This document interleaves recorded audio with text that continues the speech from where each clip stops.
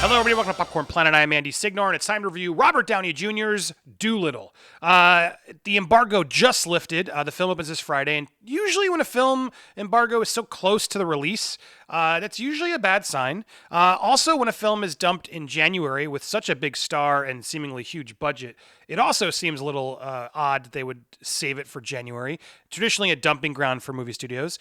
But those things aside, which might be putting you off from this film, I'm happy to report that I found the movie to be pleasant and very entertaining. My kids and I really, really enjoyed this film. It's a wonderful adventure film, great message. Robert Downey Jr. is fantastic. The voice cast fantastic. The CGI actually was pretty good. It's a good journey.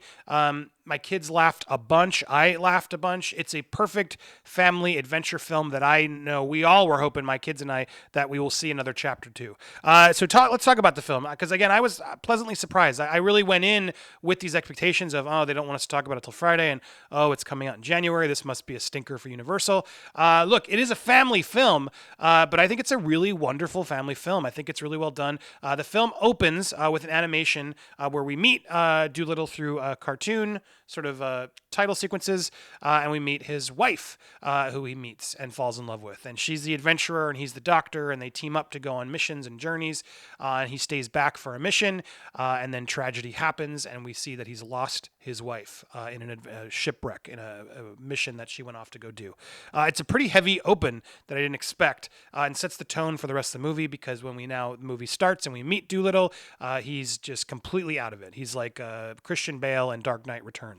Huge beard, doesn't want to be in society. He's afraid to become close to humans and interact with them. So he's holed himself off in his animal warehouse mansion that the Queen has bestowed him due to all of his charitable work he's done, saving animals and people.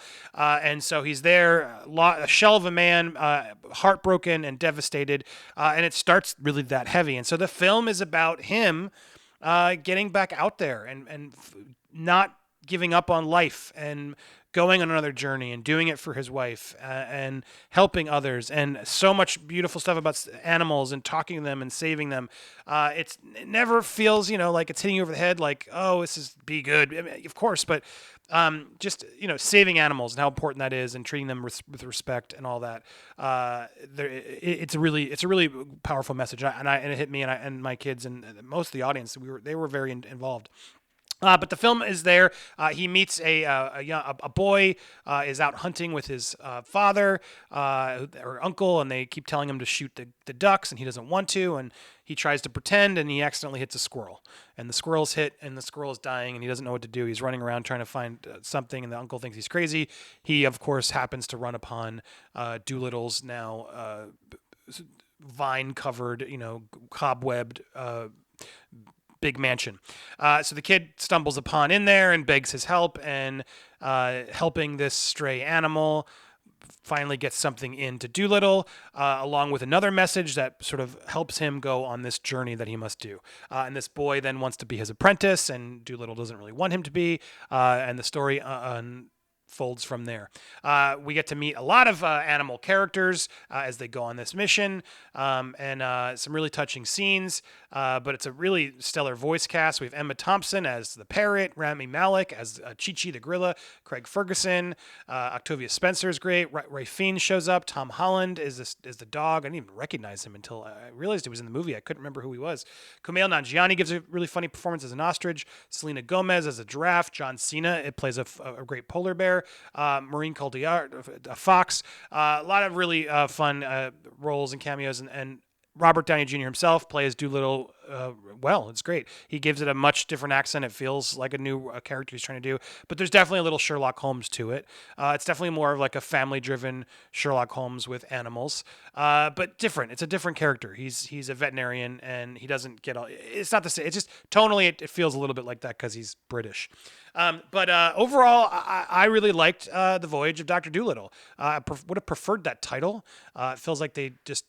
I don't know. It feels like Universal doesn't believe in it a little bit, if I'm being honest. And I know the audience and we really dug it. So I think if they had put this on a bigger staked release date, puts they are. I know they're putting a lot of money behind the PR, the advertising and stuff. But I again pleasantly surprised by this movie. I highly recommend it if you have families.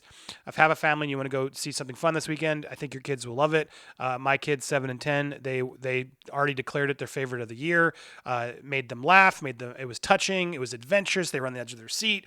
I saw them keep going. Oh no! It was just, and I loved it watching with them, and that may be why I loved it even more, because when I can sit with my kids and we all are just feeling it, and I see the joy in their eyes on the silver screen, I become as invested, especially if the movie's done smart and it's not talking down to them. And I felt this movie was teaching them strong lessons. It gave us a fun adventure, some fun twists and turns, cameos, etc. So overall, I give this one thumbs up. Great family film. I hope they do another one. I'd love to see more. It's great to see Robert Downey Jr. do something else, and do something else more kid-friendly beyond just Iron Man.